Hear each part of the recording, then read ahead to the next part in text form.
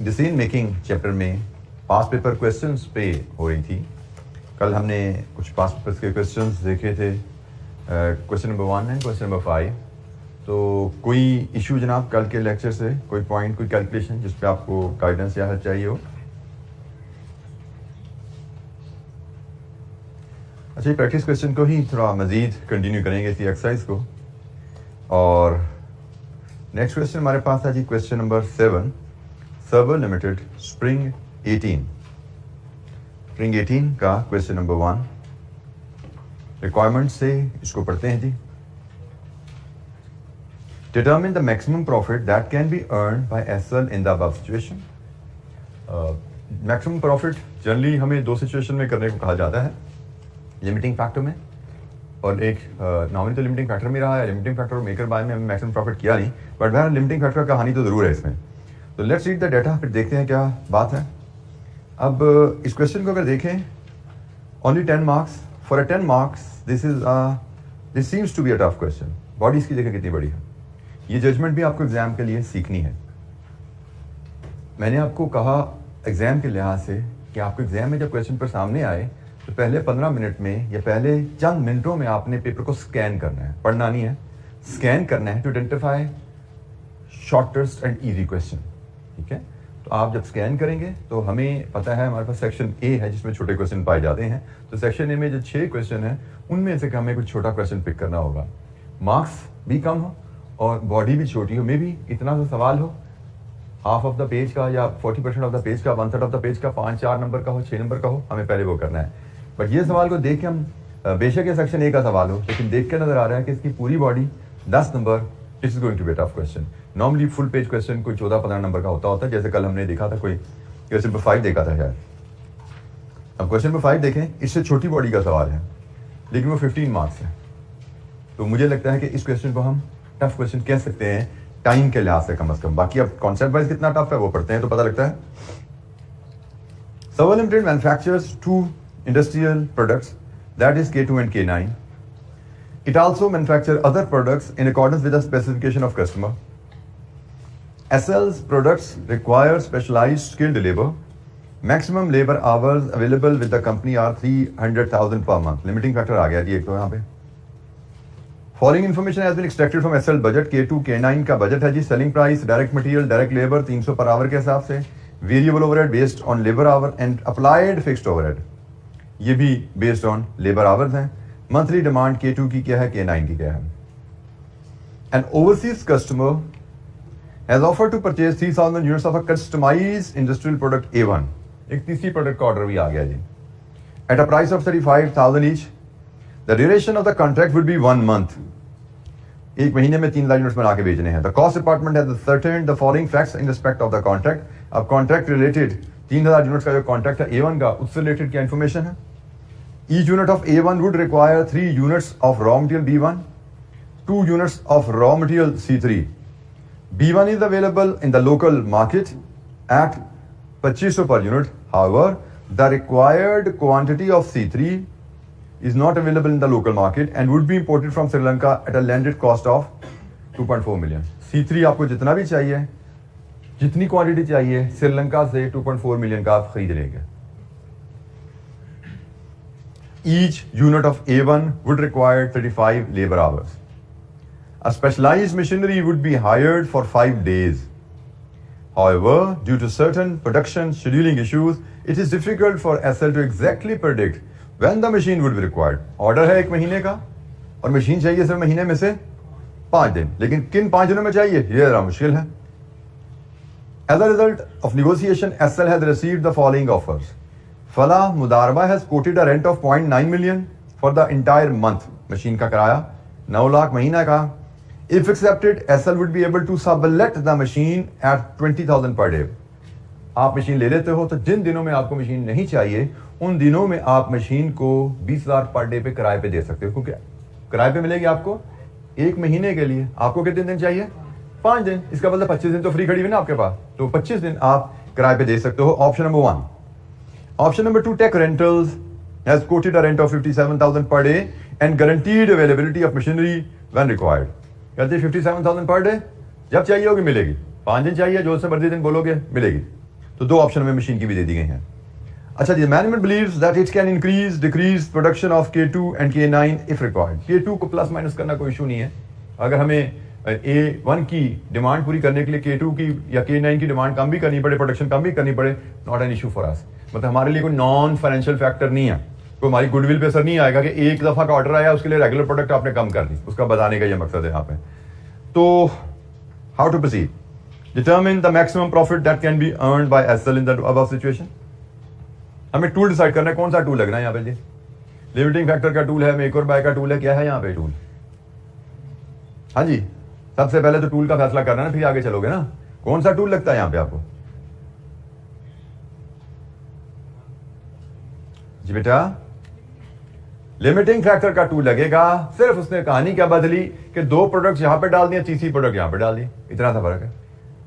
3 लाख महीने, 3 lakh hours per month available है। हमें अगले महीने का प्रोडक्शन शेड्यूल बनाना है। ये भी मंथली डिमांड है, ये भी 1 महीने का ही ऑर्डर है, ऐसा ही है ना। 1 महीने की डिमांड K2 की क्या है, 1 महीने की डिमांड K9 की क्या है, 1 महीने की डिमांड A1 की क्या है, सब मंथली है। ये भी मंथली है। हमें 1 महीने का, अगले महीने का प्रोडक्शन शेड्यूल बनाना है। K2, K9 और A1 कितने यूनिट्स बनाने हैं। और लिमिटिंग फैक्टर में हमारा शेड्यूल बनाने का तरीका क्या है? Contribution per unit, labour hour per unit, contribution per labour hour, production preference and then production plan.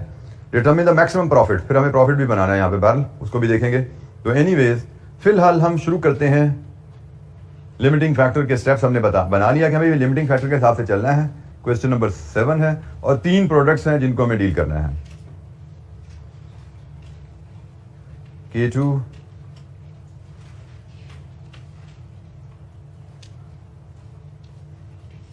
K9 and A1, ये 3 प्रोडक्ट्स हैं जी जिनसे हमें डील करना है। सबसे पहले कंट्रीब्यूशन पर यूनिट के लिए selling price less variable cost per unit. K2 की सेलिंग प्राइस 16,500, K9 की सेलिंग प्राइस 26,000 और A1 की सेलिंग प्राइस 35,000। इसके बाद variable cost, variable cost K2 की अगर देखो तो 6,000 plus labour 4,500 plus variable overhead 1,875, कितनी बनी जी? 1,2,375। K9 की बनाए अगर हम 8,000 प्लस 7,500 प्लस 3,125, दीजिए जनाब, इसका टोटल क्या है? 18,625। इसके बाद A1 की वेरिएबल कॉस्ट है, उसके लिए हमें वर्किंग करनी पड़ेगी क्योंकि वो रेडीली अवेलेबल नहीं है। A1 की वेरिएबल कॉस्ट आपको पैराग्राफ में नीचे दी गई है 1, 2, 3, उन पैराग्राफ की मदद से बनानी है। उसके लिए हम एक वर्किंग बना लेते हैं। A1 की वेरिएबल कॉस्ट जब बनाने चलते हैं पर यूनिट, तो उसमें एक है जी रॉ मटेरियल B1, एक है रॉ मटेरियल C3, फिर है यहां पे लेबर, और इसके बाद यकीनन वेरिएबल ओवरहेड्स भी आएंगे यहां पे भी, क्योंकि वेरिएबल ओवरहेड ऊपर आ रहे हैं, यहां पे भी आएंगे। और इसके बाद मशीन हायर है। इन सबको सम अप करेंगे तो जनाब यहां पे आप cost per unit, variable cost per unit determine करेंगे।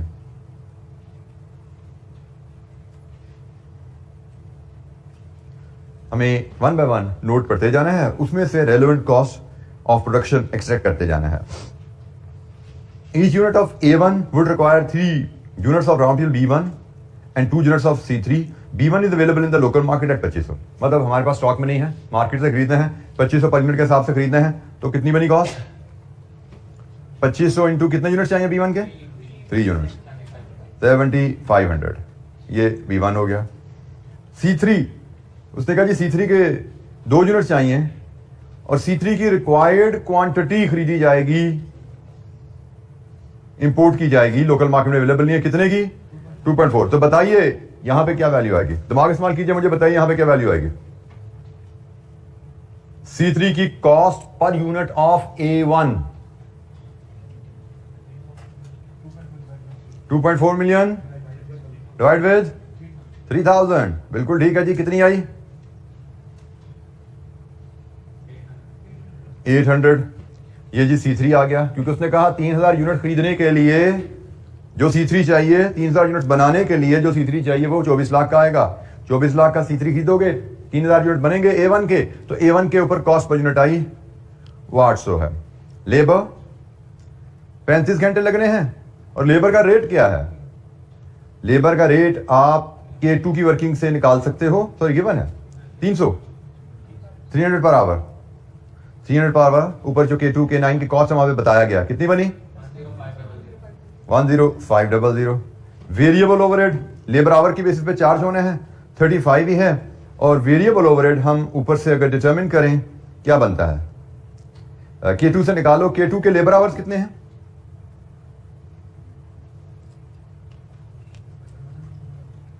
K2 के लेबर आवर्स हैं जी आपके 4500 डिवाइड विद 300, ये लेबर आवर्स हैं।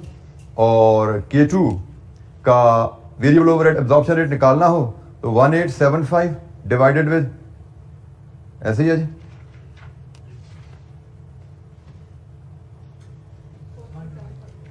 Variable overhead of K2 divided with labour hours of K2। Variable overhead पर लेबर आवर आ गया। कंपनी का वेरिएबल ओवरहेड पर आवर निकलता है कैसे? वेरिएबल ओवरहेड कॉस्ट हमें गिवन है और उसने कहा ये लेबर आवर की बेसिस पे कैलकुलेट की गई है, तो टोटल कॉस्ट को टोटल लेबर आवर से डिवाइड किया तो पर आवर कॉस्ट आ गई। पर आवर कॉस्ट को 35 से मल्टीप्लाई किया तो A1 के वेरिएबल ओवरहेड आ गए कितने? 4375। आखिरी आइटम रहेगी मशीन हायर। अब हमारे पास मशीन हायर में दो ऑप्शन है, एक 9 लाख की मशीन महीने के लिए किराए पे लें और फिर उसमें से 20,000 पर डे के हिसाब से 25 दिन किराए पे दे दें, हमें ये कॉस्ट पड़ेगी, ऑप्शन नंबर 1, ऐसे ही है जी। और ऑप्शन नंबर 2 है 57,000 पर डे के हिसाब से किराए पे लो और 5 दिन किराया पे करो। ये दो ऑप्शन है जी, which option to choose? Whichever is cheap. यहाँ पे कॉस्ट कम पड़ी है, तो जनाब कॉस्ट कम कहाँ पे पड़ी है? इधर। तो हमने कहा जी हमें इन दोनों में से लोअर ऑप्शन चूज करनी है, और लोअर ऑप्शन को चूज करके डिवाइड कर देना है 3000 से, क्योंकि हमें तो cost per unit of A1 चाहिए ना। हम जो भी मशीन लेंगे उससे 3000 यूनिट्स ऑफ A1 बनाएंगे महीने में, तो A1 की कॉस्ट पर यूनिट क्या आएगी? 95। लीजिए जी, हमारी कॉस्ट की वर्किंग तैयार है। कितनी बनी कॉस्ट पर यूनिट? 23270। अगर हम एक महीने के लिए A1 का ऑर्डर एक्सेप्ट करेंगे तो हमारी कॉस्ट पर यूनिट A1 पे क्या आने वाली है?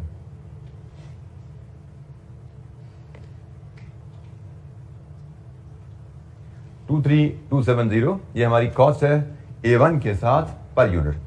तो जनाब अब आगे हम इसको लेके चलते हैं। 23210,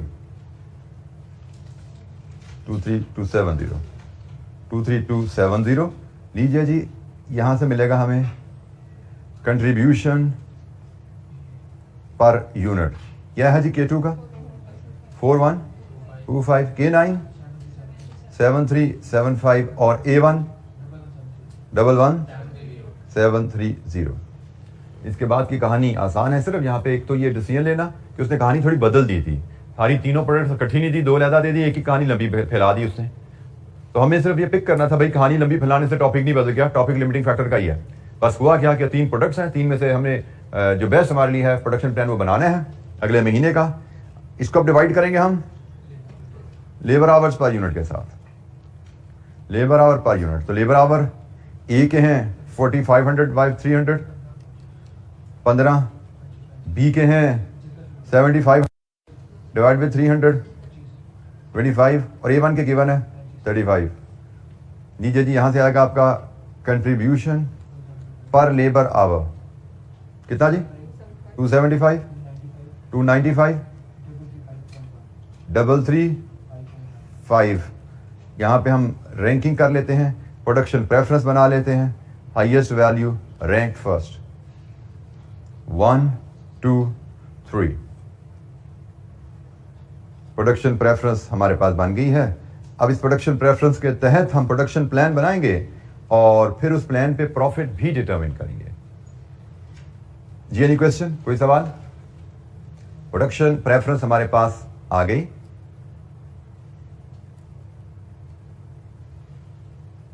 प्रोडक्शन प्लान अब बनेगा जिसमें बात शुरू होगी अवेलेबल लेबर आवर्स से। कितने हैं? 300,000। एज पर प्रेफरेंस हम सबसे पहले करेंगे प्रोड्यूस A1 के 3000 यूनिट्स बनाएंगे 35 पर आवर के हिसाब से। 105 000 आवर्स निकल गए, 195,000 बच गए। इसके बाद डिमांड है K9 की। K9 की रैंकिंग है। K9 की डिमांड कितनी है? 8,000 और 25 लेबर आवर पर यूनिट के हिसाब से रिक्वायरमेंट है 2 लाख की। तो इसका मतलब K9 भी पूरा नहीं होता यहाँ पे। तो हम K9 बनाएंगे लेकिन वो भी पूरा नहीं बना पाएंगे। 195,000 डिवाइड विद 25 कितना बना? 7,800। लीजिए जी, that's it. K2 0। Production plan हमारा कंप्लीट हो गया। हम कह रहे हैं जी A1 के 3,000 यूनिट्स और K9 के 7,800 units. This is our production plan.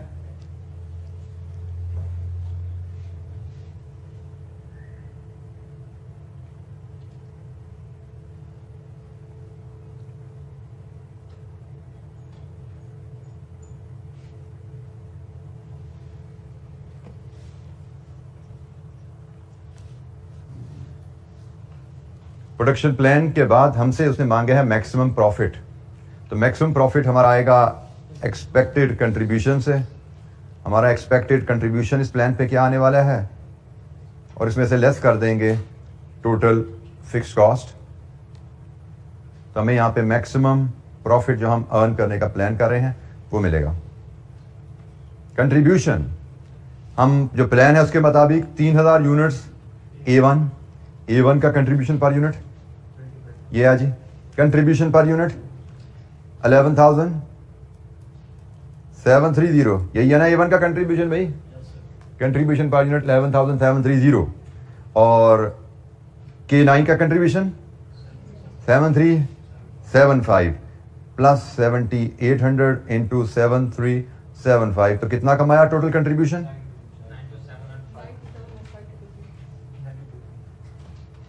92.715 million.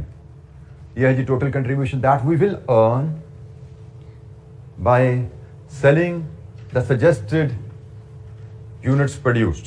अगर हम अपने प्रोडक्शन प्लान को फॉलो करें, हम कितना कंट्रीब्यूशन कमाएंगे आने वाले महीने में। और अब मुझे टोटल फिक्स कॉस्ट निकाल के दिखाओ। आई वांट टू सी कि कितने बच्चों ने यह चीज अब सीख ली है। Give me the fix cost. हमारी एक महीने की फिक्स कॉस्ट क्या आने वाली है? फटाफट।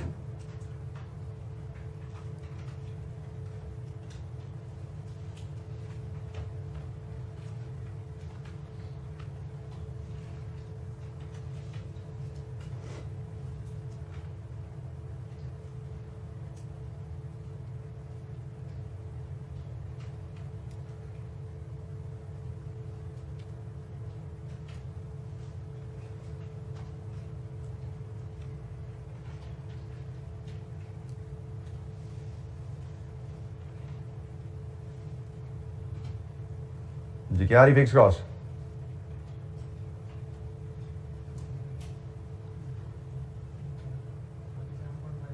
27.5 मिलियन।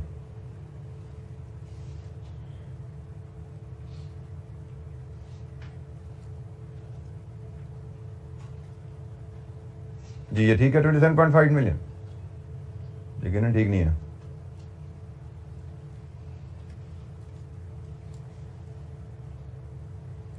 आप लोग सीखते नजर नहीं आ रहे कुछ। जी 30 मिलियन कैसे निकाली? 30 million what is the concept जिससे आपने फिक्स कॉस्ट को अप्रोच किया? K2 की फिक्स कॉस्ट, एब्जॉर्प्शन रेट निकाल लिया वहां से K2 की फिक्स कॉस्ट लेके, फिर क्या किया उसको?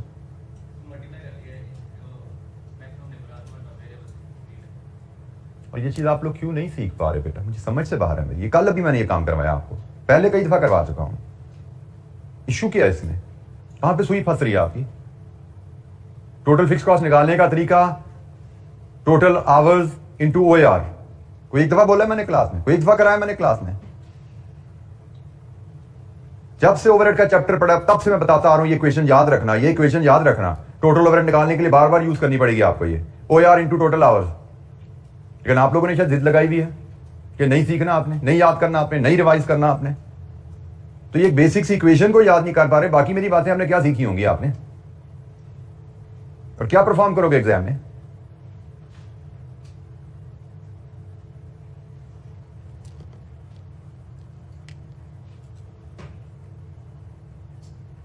कोई मेरा कसूर है तो बताओ बेटा, मेरे लिए कोई हुक्म है तो बताओ, मैं और क्या करूं आप लोगों के लिए।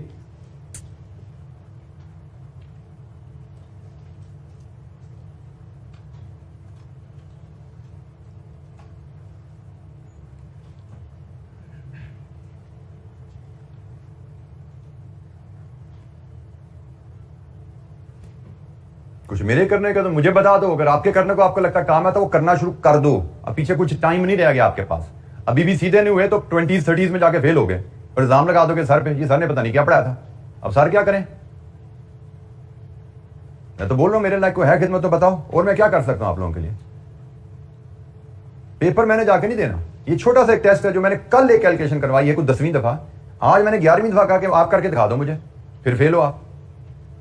एटलीस्ट यहां से यही सीख लो कि टीचर बोर्ड पे 500 सवाल भी करा देगा तो आपको कोई फायदा नहीं होगा, आपका एक खुद किया हुआ सवाल आपको फायदा देगा। ये कैलकुलेशन ना करना साबित कर रहा है कि आप लोगों ने खुद कोई ऐसा सवाल किया ही नहीं है समझ के अनसीन, जिसमें ये कैलकुलेशन आपने परफॉर्म की हो। अपने पास बोर्ड में मुझे करते देखा है और आपने देख लिया कि इतनी सी कैलकुलेशन आप मैं 8-10 दफा बिला मुबालगा कम से कम यहां करवा चुका हूं मैं, बिला मुबालगा, ज्यादा दफा कराई कोई कम नहीं। लेकिन ये छोटी सी कैलकुलेशन मेरे यहां पे 8-10 दफा करने के बावजूद आप नहीं सीख पा रहे, आपसे नहीं हो रही। इसका क्या मतलब है कि यहां पे 500 सवाल भी मैं कर दूंगा ना, 2 महीने 4 महीने 6 महीने सवाल ही कराता रहूंगा आपको, आप पास नहीं हो पाओगे जब तक खुद होमवर्क अपना करना शुरू ना करो, खुद दिमाग इस्तेमाल करना शुरू ना करो। होमवर्क के बगैर क्लास वर्क के सर पे, वो भी टीचर का बोर्ड पे किया हुआ, कुछ नहीं बनने वाला। आपका ख्याल है कि टीचर को बोर्ड पे करते देख के आपको चीजें डाइजेस्ट होती जा रही हैं, ऑन द स्पॉट आपको लगता है चीजें समझ आ रही हैं शायद आपको, और आप फटाफट सारी तो जो कॉपी करने पे होती कॉपी कर लें। अभी भी एहसास नहीं हो रहा आपको कि होमवर्क के बगैर नहीं सीखा जा सकता कुछ, होमवर्क के बगैर आप कहीं सफर नहीं तय करोगे आप। और अगर होमवर्क कर रहे हो तो कम से कम ये समझ लो जो भी कर रहे हो बहुत कम है, सफिशिएंट नहीं है, यही सीख लो। अगर समझते हो कि होमवर्क हम कर रहे हैं, घर जाकर रिवीजन कर रहे हैं, तो भाई फिर सीख लो कि रिवीजन काफी नहीं है, कुछ रिवीजन से आप एक छोटी सी कैलकुलेशन नहीं पिक कर पा रहे अभी तक, तो बड़े बड़े सवालों को कैसे पिक करोगे। अभी तो मैं डिसीजन मेकिंग के आसान सवाल टच किए हैं, कल आपसे जब मिलेंगे तो कल जो सवाल टच होंगे उसमें तो आपके पर जल जाने हैं कि ये हो क्या गया है। अभी तो स्टैंडर्ड सवाल है, लिमिटिंग फैक्टर तक तक ये स्टेप कर दिए जनाब, पीछे रजिस्ट्रेशन करवाते लेके आए, लेकिन सारे सवाल उन स्टेप से नहीं हो जाते। अभी ऐसे सवाल आने जिनकी आपको समझ नहीं लगनी, इनका करना क्या, शुरू कहां से करना है, खत्म कहां से करना है, ये कौन सा टूल आ गया। उन पे कोई टूल नहीं लगना होगा, उन पे दिमाग लगना होगा, जिसको इस्तेमाल करने की आदत अगर आपने नहीं बनाई हुई, तैयार नहीं किया हुआ दिमाग को, तो नहीं कर पाओगे वह सवाल। मैं तो कर दूंगा बोर्ड पे, लेकिन आप कुछ नहीं सीख पाओगे अगर आप मेंटली प्रिपेयर्ड नहीं हो।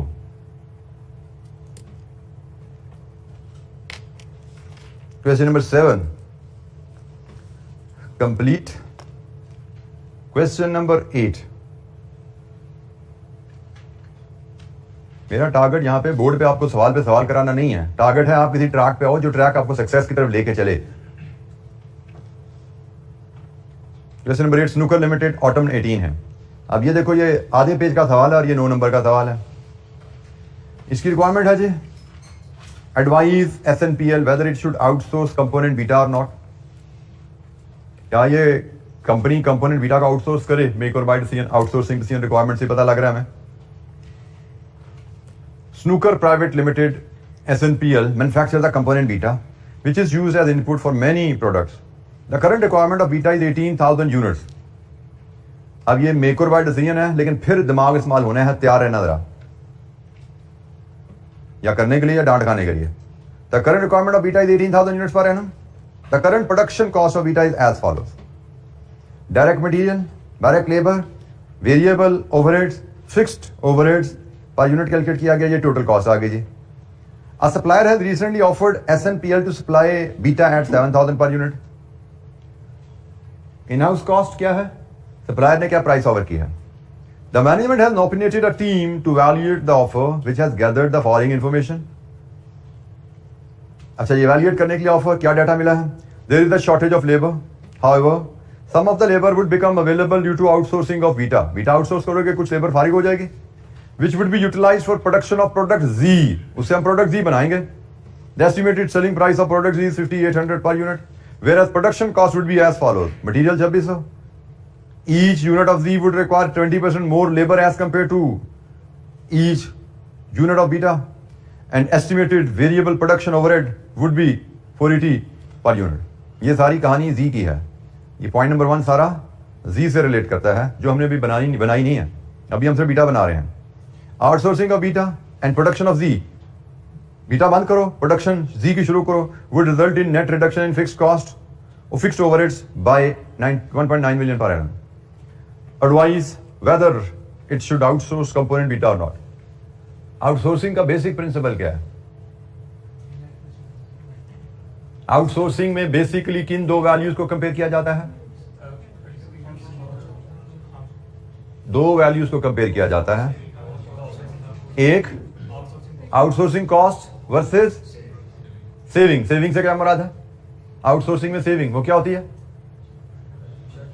एक बच्चा हाथ खड़ा करके बोले सेविंग क्या होती है आउटसोर्सिंग में? कॉस्ट तो बता दी आउटसोर्सिंग की जो पेमेंट की. What is the saving in the outsourcing? Make और बाय में सेविंग क्या है भाई? जी बेटा बिल्कुल ठीक है. Variable cost plus directly attributable cost. ये तो है असूल.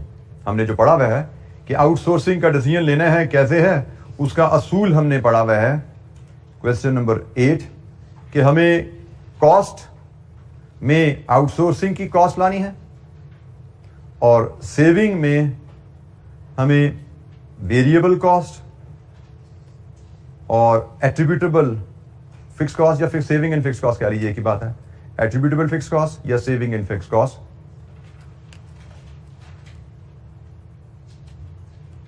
ये लेना है. ये तो है नॉर्मल प्रिंसिपल. चलिए पहले इस नॉर्मल प्रिंसिपल को अप्लाई करते हैं. यहां पे जो हमें डाटा दिया गया है, हमें पर यूनिट से थोड़ा हट के डाटा है. जैसे फिक्स कॉस्ट उसने सालाना दी है, तो हम सारा डाटा सालाना बना लेते हैं. जैसे मुझे सालाना 18,000 यूनिट्स बीटा के चाहिए होते हैं, और सालाना अगर मैं 18,000 यूनिट बीटा के खरीदूंगा तो 7,000 के हिसाब से मेरी सालाना कॉस्ट क्या आएगी? 126 मिलियन शायद, ऐसे ही है. 126 मिलियन ये मेरी सालाना कॉस्ट आएगी. और फिक्स कॉस्ट में बचत उसने कहा जी 1.9 मिलियन की हो जाएगी एक. और वेरिएबल कॉस्ट मेरी सालाना जो मेरी सेव होगी वो 18,000 यूनिट्स इंटू 3670 प्लस 1040 प्लस 770, यही है जी मेरी वेरिएबल कॉस्ट. ये मेरी सालाना वेरिएबल कॉस्ट सेव होगी. ये कितनी बनती है? 9864. लीजिए जी, ये सेविंग आ गई. अब ये तो था एक नॉर्मल क्वेश्चन. नॉर्मली सिर्फ आउटसोर्सिंग का केस होता कि बीटा आउटसोर्स करें तो कीमत क्या है और बीटा आउटसोर्स करें तो सेविंग क्या है.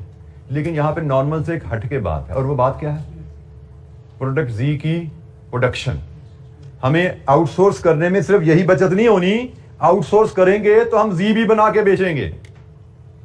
ये एक नई चीज आ गई ना यहां पे. आउटसोर्स करेंगे तो जी भी बना के बेचेंगे. तो के बेचने की वजह से यहां पे आ गया कंट्रीब्यूशन फ्रॉम जी. ये भी तो सेविंग या इनकम है ना हमारी. इसको मैं सेविंग ऑब्लिक इनकम कर देता हूं. आउटसोर्सिंग करोगे तो ये वेरिएबल कॉस्ट बचेगी, ये फिक्स कॉस्ट बचेगी, और यहां पे कंट्रीब्यूशन भी तो कमाओगे आप, वो भी आपकी इनकम है. अब ये कंट्रीब्यूशन आपका आएगा जी से कितना, उसके लिए आपको यूनिट्स चाहिए, उसके लिए आपको कंट्रीब्यूशन पर यूनिट चाहिए. और एक वर्किंग 1 यूनिट्स की कर लो, वर्किंग 2 कंट्रीब्यूशन पर यूनिट की कर लो. तो ये काम आपका होता है कंप्लीट. यहां से आपकी बनेगी नेट कॉस्ट या सेविंग, और उसके बाद आप डिसीजन दोगे आउटसोर्सिंग होनी है या नहीं होनी.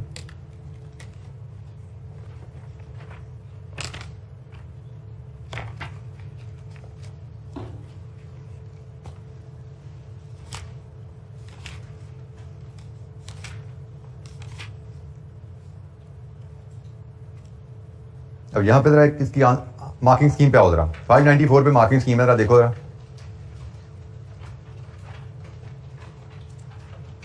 9 नंबर का सवाल था ना टोटल. 2 नंबर है production of product G. G के कितने यूनिट्स बनेंगे? 2 नंबर इसके हैं. Profit from spare capacity production of G. Total profit कितना बनेगा? यहां पे कंट्रीब्यूशन कह लो जी से, 2.5 नंबर इसके हैं. मतलब 1 और 2 वैल्यूज मल्टीप्लाई करके लिखना, 4.5 नंबर तो यहीं पे पूरे हो रहे हैं आपके। फिर उसने कहा जी difference between cost of internal production and cost of outsourcing of beta, मतलब ये आउटसोर्सिंग ऑफ बीटा और इन कॉस्ट का डिफरेंस, मतलब ये वैल्यूज कैलकुलेट करना, 3 वैल्यूज कैलकुलेट करना, 2.5 नंबर है। मतलब अभी हमने सिर्फ 1 2 3 वैल्यूज कैलकुलेट किए, 2.5 नंबर आ गया है। इसके बाद लास्ट प्रॉफिट और loss due to outsourcing with conclusion, 2 number. अब ये देखो, ये अहम चीज है जो मैं बार बार बताता आ रहा हूं। हम फंसे हुए यहां पे। अब लेट्स अज्यूम हमने इसको कैप्चर कर लिया कि भाई ये भी लिखना है हमें यहां पे, लेकिन हमें इसकी समझ नहीं आई। 4.5 नंबर की वर्किंग ये है, और अगर हमने ये 4.5 नंबर की वर्किंग वजह से सवाल यहीं छोड़ दिया तो हम 2.5 नंबर लेके आगे जा रहे हैं। और अगर मैं यहां पे लिख दूं अज्यूम 50 मिलियन, टोटल करूं, डिसीजन दे दूं, तो मैंने 2 नंबर और कमा लिया। क्योंकि 2 नंबर किस चीज के हैं? आउटसोर्सिंग का प्रॉफिट लॉस निकालना और कंक्लूजन देना। अब प्रॉफिट लॉस आपका किसी फिगर की वजह से गलत आ गया तो आ गया, कोई बात नहीं। लेकिन अगर आपने लॉस आने पे आउटसोर्सिंग नो कहा और प्रॉफिट आने पे आउटसोर्सिंग को यस कहा, तो 2 नंबर आपको मिल रहे हैं। ये है वो आर्ट जो मैं कहता हूं, स्टेप बाय मार्किंग को समझो। यहां पे आके रुक नहीं जाना कि भाई समझ नहीं आ रही तो क्या करें। उसने डिसीजन मांगा है, डिसीजन दे दो, ताकि सिर्फ इस स्टेप के, वो 2 हैं 4 हैं 6, हमें से गर्ज नहीं, हमें सवाल कंप्लीट करना है ताकि मैक्सिमम स्टेप्स हमारे परफॉर्म हो और उनमें मैक्सिमम मार्क्स स्कोर कर सके। ये चीज नहीं समझ आती, कोई बात नहीं, लिख दो यहां पे अज्यूम, 0 डाल दो यहां पे। अज्यूम किया आपने, इसको पिक ही नहीं किया, छोड़ दिया आपने इसको, सवाल पूरा कर दो, फिर भी 4.5 नंबर मिल जाएंगे। लेकिन अगर आपने इसकी वजह से सवाल शुरू ही नहीं किया कि मुझे तो सवाल आता ही नहीं है, ये मैं तो कर ही नहीं पाऊंगा, छोड़ दिया, 0। लेकिन आपने प्रिंसिपल डिसाइड किया, भाई मेक और बाय का प्रिंसिपल तो मुझे पता है, मेक और बाय में ये फिगर तो मुझे समझ आ रही है, एक फिगर पे ही शक है ना, तो कोई टेंशन नहीं है भाई, एक फिगर की सवाल कंप्लीट करना है। तो जनाब अब हमारी कंट्रीब्यूशन फ्रॉम जी आ गया। तो जी में 2 चीजें चाहिए, एक कंट्रीब्यूशन पर यूनिट और एक यूनिट्स। तो पहले कंट्रीब्यूशन पर यूनिट की वर्किंग कर लेते हैं जी। हम कंट्रीब्यूशन पर यूनिट जी का निकालते हैं। कंट्रीब्यूशन पर यूनिट से वर्किंग 1 चले। प्राइस, जी की प्राइस क्या होगी? 5800। जी की वेरी मटेरियल कॉस्ट 2600। जी की लेबर कॉस्ट 20% ज्यादा, लेबर आप उसकी पिछली बीटा की 1040 है, उससे 20% ज्यादा, ये लिखा ना उसने। और वेरिएबल मैन्युफैक्चरिंग ओवरहेड्स उसने कहा जी वो हैं 480 पर यूनिट, तो प्लस 480, सॉरी माइनस 480 लीजिए जी। यहां से कंट्रीब्यूशन पर यूनिट आ गया, जी की price minus material minus labour minus variable overhead, यही कॉस्ट है जी। कंट्रीब्यूशन पर यूनिट क्या है? जी का कंट्रीब्यूशन पर यूनिट 1472, 1472, ये कंट्रीब्यूशन पर यूनिट है जी। अब हमें जी की सेल चाहिए। जी के हम कितने यूनिट बनाएंगे?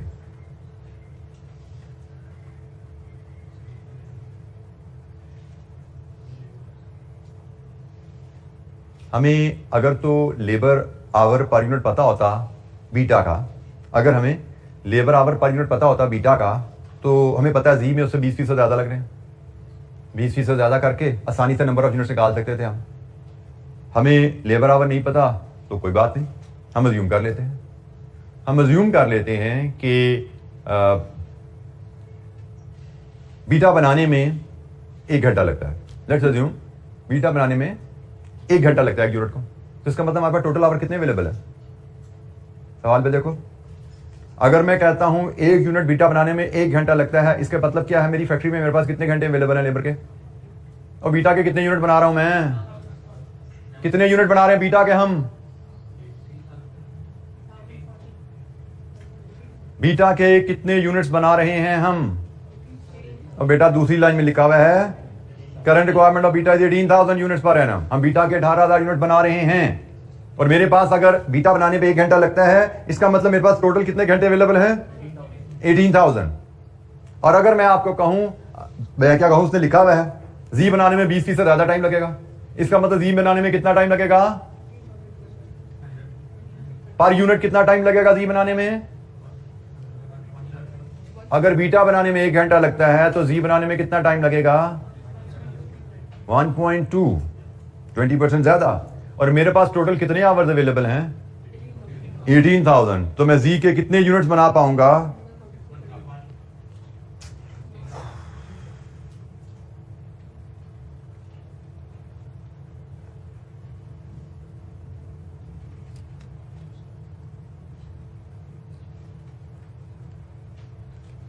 एक चीज क्लियर है कि जी के यूनिट्स कम बनेंगे क्योंकि जी पे ज्यादा टाइम लग रहा है, तो सेम टाइम में कम यूनिट्स बनेंगे। कितने बनेंगे?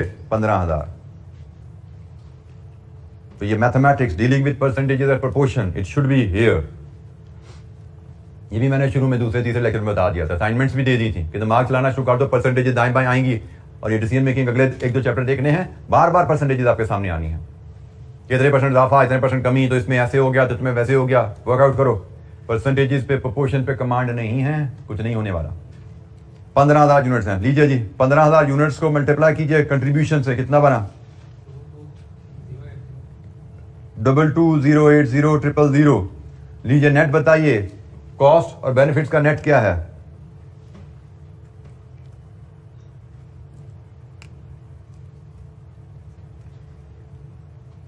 नेट बेनिफिट है शायद कि कॉस्ट है? नेट कॉस्ट है। नेट कॉस्ट कितनी जी? 3380,000। So your decision is don't outsource. Outsource नहीं करना, आउटसोर्सिंग में नुकसान है। आखिरी आपके जो 2 या 2.5 नंबर, 2 नंबर हैं उस डिसीजन के, ये वैल्यू निकालना और ये जुमला लिखना, 2 नंबर आखिरी इसके।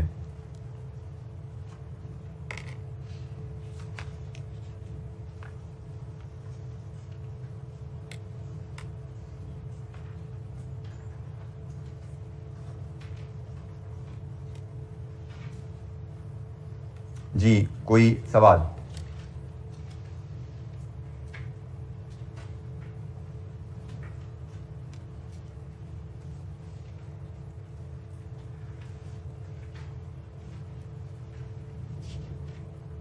अगर हम बीटा के 18,000 यूनिट बनाते हैं, सी पे 20% ज्यादा टाइम लगता है, तो जी के उसी टाइम में हम 15,000 यूनिट बना पाएंगे। जिस टाइम में हम बीटा के 18,000 बनाते हैं, ज्यादा टाइम लगने की वजह से जी के उस टाइम में 15,000 यूनिट्स बनेंगे।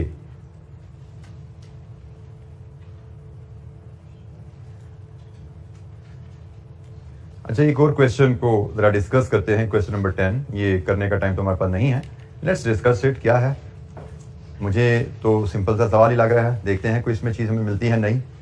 Determine how LPL can optimize its profit in the above situation. Company अपने प्रॉफिट कैसे ऑप्टिमाइज कर सकती है, मतलब मैक्सिमाइज कर सकती है। प्रॉफिट मैक्सिमाइजेशन की बात हो रही है, मे भी शायद दोबारा लिमिटिंग फैक्टर आने लगा है। Lily private limited LPL has 2 factories. LPL manufactures a product Delta in its Quetta factory. 1 unit of delta is assembled from 3 components P, Q and R which are produced in hub factory। तो एक आपकी Quetta factory है, एक आपकी hub factory है। Quetta factory में delta बनता है और डेल्टा के लिए आपको PQR चाहिए जो कि आपकी हब फैक्ट्री में बन रही है। Monthly demand of delta is 5,000। Delta की डिमांड 5,000 है। Following information is available in respect of each component. Delta की डिमांड 5,000 है और इंफॉर्मेशन PQR की बारे। Quantity required for 1 unit of delta, PQR कितने यूनिट्स चाहिए। Machine our required for producing each component, PQR में पर यूनिट कितना time लगता है। और प्रोडक्शन कॉस्ट PQR की, direct material, direct labour, factory overheads हैं, एलोकेटेड एंड एडमिनिस्ट्रेटिव ओवरहेड्स।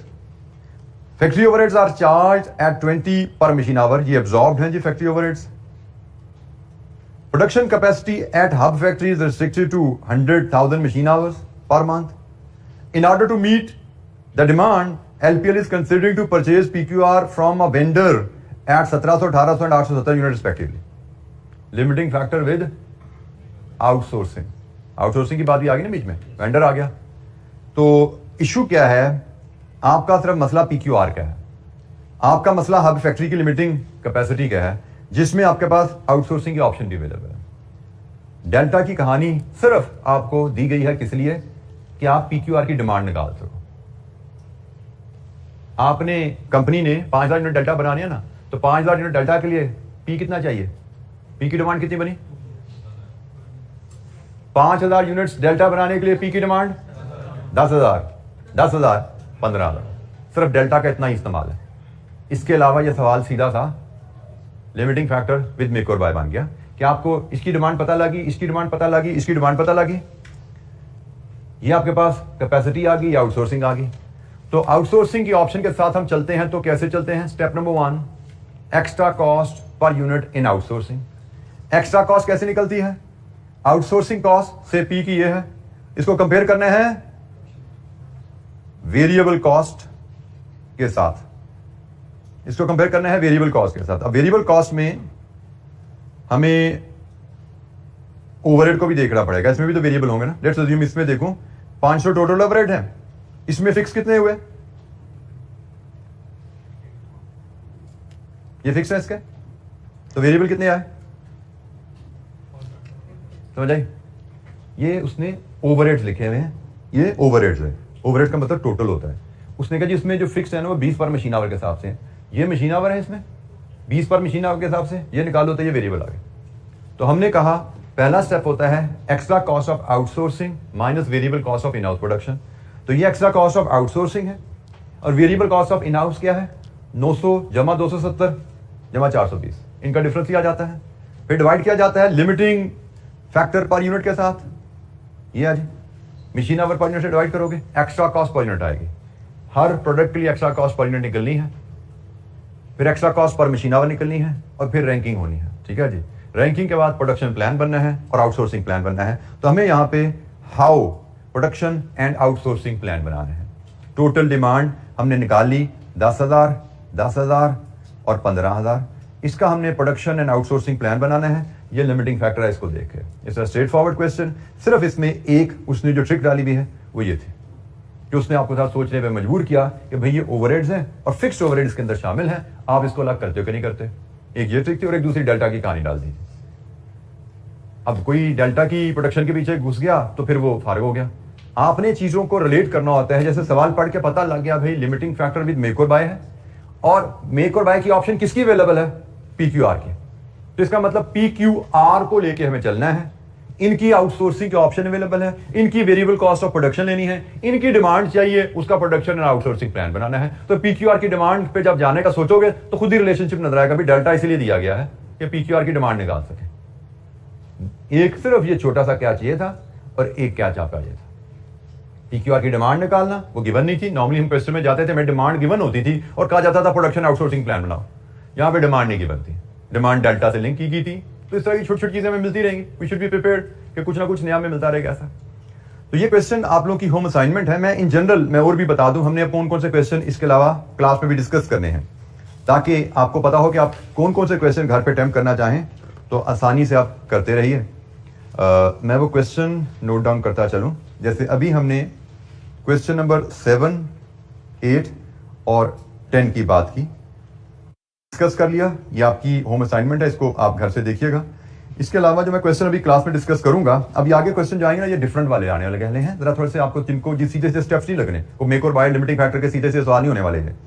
इनमें डिफरेंट चीजें भी मिलेंगी। 3 है, क्वेश्चन 4 है, 22 है, 23 है एंड 24 है। ये क्वेश्चन अभी हमने करने हैं इंशाअल्लाह। तो कल हम यहां से आगे चलेंगे, देखते हैं कितने क्वेश्चन हम कर पाते हैं इस वीक में।